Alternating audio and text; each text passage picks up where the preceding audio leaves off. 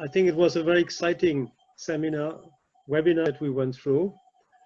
So, dear panelists, participants, colleagues, ladies and gentlemen, as already mentioned earlier, we are facing a sanitary and economic crisis, because the one was the sanitary and now the economic crisis.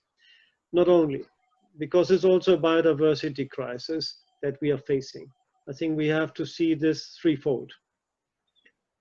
Deforestation and poaching exposes humans to pathogens and to zoonotic origins. And I think we heard from Professor Sabrina quite very good examples on that. Unfortunately, and this is I think also sure, other epidemics or pandemics will follow.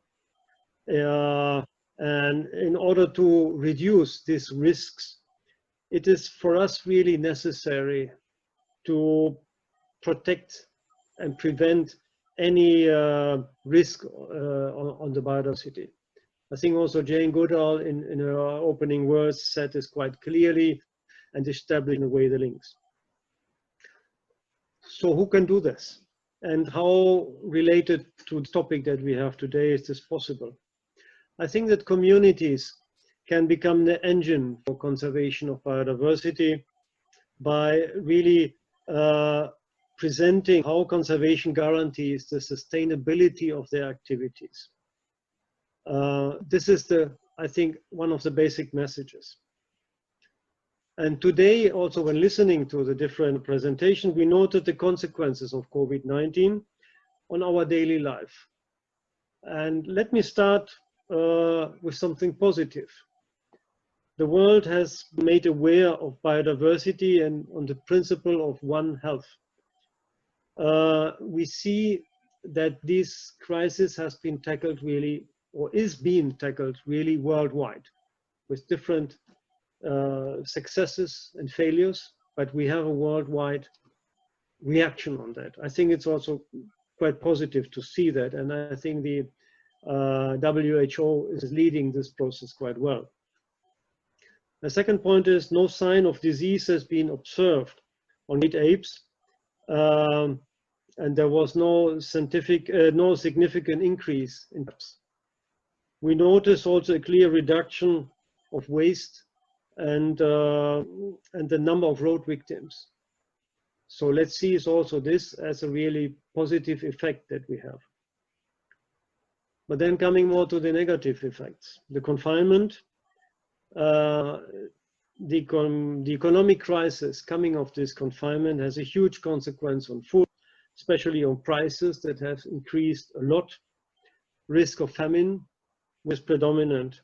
And I think the UN is also alerting on this now for quite some time. And we see also the consequences on this economic crisis. So what can we do in that sense? How can we be active in this process? And I will start here with UNESCO. I think we are contributing in this by this observation sites with drones in a project we heard about.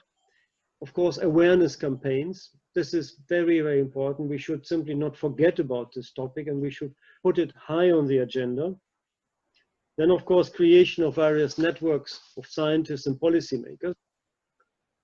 And another point, and I will come back also what the ADG Science said earlier in an early meeting, not in this, proposal to have a database on fauna and flora, which benefit the existence of great apes for their livelihood. I think in this is a concrete action that we from the UNESCO side can do. And then also on the protection of habitats. There are these UNESCO sites, biosphere reserves, natural heritage sites, and also geoparks are coming on this in the future. It's a very young program, it's still in development, but I think also there is big substance in that for the future. The biosphere reserves, you know, I already mentioned this, they are under the Man and Biosphere program, and they are really a key instrument for the protection of great apes in their habitats. They make, of course, this big effort to reduce the loss of biodiversity by at the same time improving the livelihood of inhabitants and promote social, economic, and cultural conditions that are really essential for what we always call the sustainable development. Of course, this sentence is important to cross-border cooperation.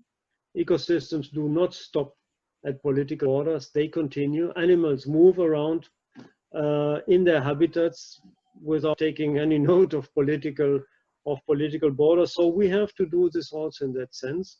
And I think the 6th General Assembly of the AfriMap network in October 2019 made quite clear by, for example, creating a sub-network on African biosphere reserves that are habitats for great apes, including really the objective of protection, strengthen great apes in their habitats and exchange the experience gained in the different sites. But coming back to the seminar today, I think we discussed a lot of subjects, let's say, related to knowledge on biodiversity, community development, policymaker awareness. And I think in that sense, knowledge, for example, underlined the databases on biodiversity are really important. Databases on the relationship between human and fauna and on great apes, how to include this and to be strengthened. Because right now still these databases are still fragmented, limited to very small regions. So we get a sort of island information, but we have really problems to get the big picture. Communitary development is, of course, I think, key to empower the local community, to put them really in the center part, in the heart of the development, of the implementation of the strategies for biodiversity conservation, and to get their ownership of all the activities.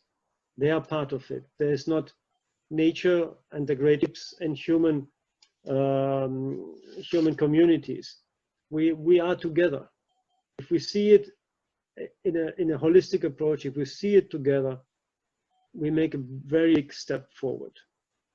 Then, of course, awareness raising. This is one, the seminars here, the seminar last week, I think is very important, where UNESCO also can help a lot with global sensitization and really mobilizing the general knowledge about great apes, adopting general resolutions, but also promotion of local and cultural traditional knowledge linked to great apes, but put this into the general public.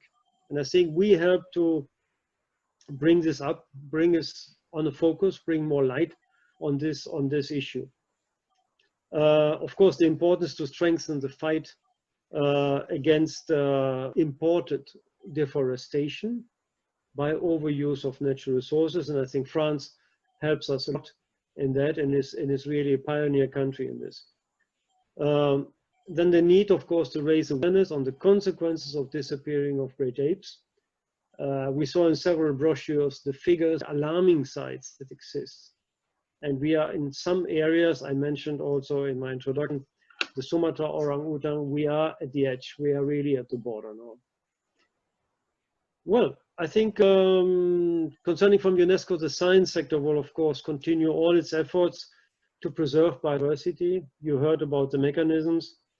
And I'm really glad to say that with this seminar, with the webinar, we start a long series of activities and initiatives that will really contribute to this objective. And in this sense, I would really like to thank our moderator, my dear friend, Professor Dr. Eni Sudamonowati, for having moderated very nicely this whole webinar.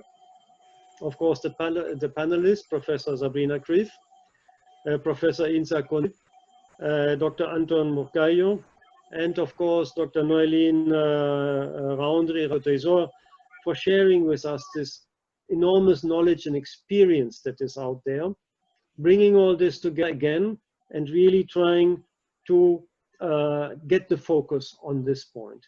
And of course, to forget our master person, Dr. Jane Goodall, who gave us this very emotional, and Noeline, you mentioned it, really, it's it touches us.